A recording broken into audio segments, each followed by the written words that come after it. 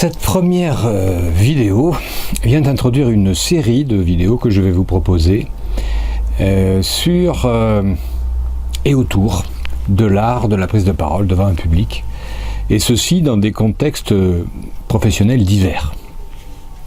Alors, je m'appuie d'une part sur mon vécu de consultant et de dirigeant en entreprise, et aussi sur mes expériences d'un certain nombre de TEDx. Bonjour, je suis Didier Chambaretto, consultant du moment décisif et notamment préparateur de négociateurs dans des situations tendues, et puis aussi d'orateur dans des événements publics tels que des TEDx et aussi des événements privés au sein d'entreprises.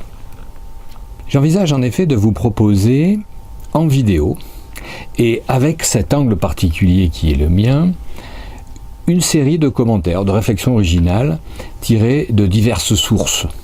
Alors ce sont ces diverses sources que j'aimerais vous présenter, qui vont faire les familles, si vous voulez, de supports que je vais vous présenter. Alors ces sources et ces familles de vidéos sont au nombre de 4, grossièrement, peut-être qu'il y en aura d'autres par la suite, mais alors les vidéos TED que je souhaite vous présenter, il y en aura bien sûr de nature très différente. La première, ce sera celle d'un designer qui s'appelle Christopher Neyman, et il dessine notamment des couvertures de magazines à New York.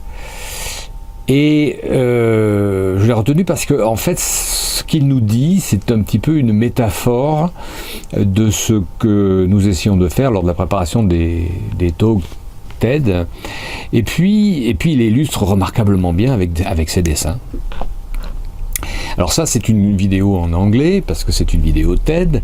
Il y aura aussi des vidéos TEDx qui ne sont pas de la conférence TED, mais qui peuvent être aussi en anglais, puis d'autres en français, et particulièrement certaines vidéos que j'aime d'autant mieux que j'ai aidé les intervenants à les préparer. Celles-ci sont en général en français, pas toujours, mais la plupart du temps. Eh bien, je vous proposerai aussi quelques témoignages de personnes que j'ai accompagnées, pour avoir leur avis directement à la source. Deuxièmement, j'aimerais commenter des auteurs ou des coachs qui font un peu la même chose que moi, parfois dans des métiers différents, et qui peuvent avoir des idées qui, pour certaines, ont inspiré mes réflexions, donc je pense qu'il est bien de leur envoyer l'ascenseur, ou que je souhaite compléter, voire critiquer.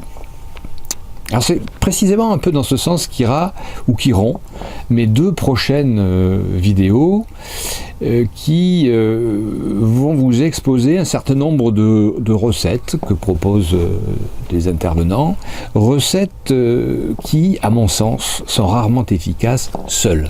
Et je viserai dans mes commentaires à essayer de les rendre un peu plus digestes pour le public, en tout cas, que je vise pour ma part et qui, j'espère, viendra nombreux visionner ces vidéos. La troisième famille de vidéos, de commentaires que je souhaite proposer dans cette série-là, ce sont des personnages publics ou historiques. Alors il s'agira de reprendre par exemple certains aspects de la biographie d'hommes historiques. Je l'ai déjà fait pour Benjamin Franklin. C'était ma toute première vidéo de commentaires, déjà quelques temps.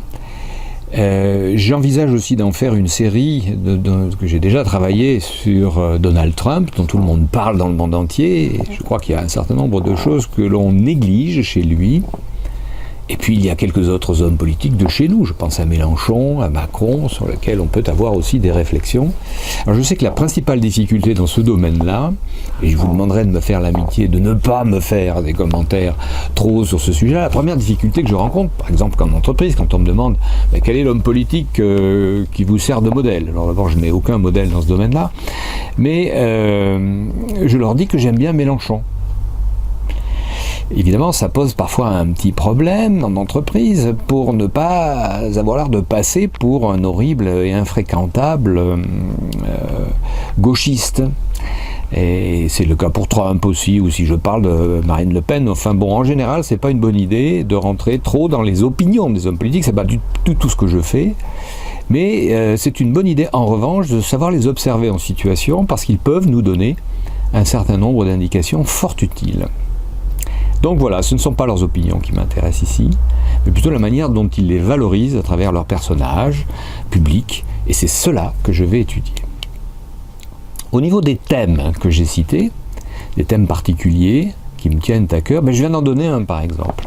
C'est le thème du personnage. Le personnage que très souvent on confond avec l'homme. Et je pense que là, il y a beaucoup de choses à dire, très intéressantes, et j'y reviendrai. C'est un des thèmes, par exemple, que j'aimerais traiter. Puis il y en a d'autres qui me tiennent à cœur, que j'utilise très souvent, que je présente très souvent en formation. C'est par exemple le thème de la conversation. Pas forcément évident, quand on est face à un public, d'imaginer cela à 1 face à 300, comme une conversation. Eh bien si, c'est un point de vue que j'aimerais défendre. Enfin, il ne me reste plus qu'à vous donner rendez-vous pour cette série de vidéos. J'espère qu'elles viendront régulièrement. En tout cas, je vais faire en sorte que je puisse en faire une, voire 2 peut-être par semaine.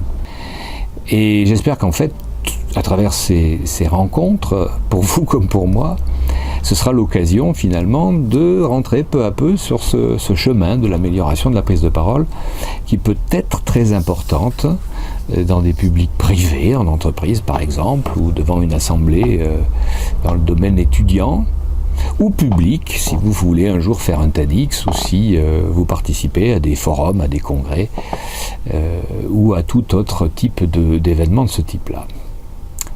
Il me reste donc à vous souhaiter de vous revoir très bientôt.